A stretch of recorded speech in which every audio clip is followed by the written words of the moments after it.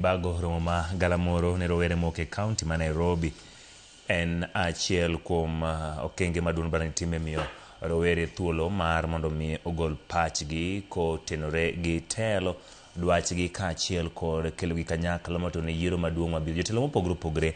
ma wuok e county ma Nairobi oyuoro kanyo kendo moloso ne jaod bura mar Ang'ata Felix Oduor ma bende ung'eyo kaka Jalango ka achiel kod Alado ma bende useng'eyo mane dhi loso kanyo en jaod bura ma Kibra e kinde ma bende wang'ado twak ma achiel kachiel ma dhi nyime. Ka dhi nyime riwruok ma jochul osuru e pacho ka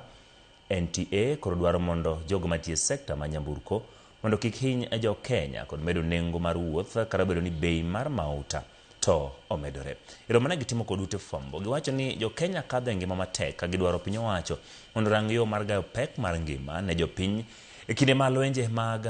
Middle East dhi nyime. This is the time that this increase in fuel prices does not really commensurate to the salaries increment. You know what we are, all Kenyans are going through. Would encourage the government to really consider having a policy that will allow the public service and even private sectors or the PBOs to encourage working from home. As you can see, I've implemented this as a strategy so that instead of spending the ones who are using public transport 300 per day, and you see that comes to around over 6,000 per month, which is not planned prior. So this is something that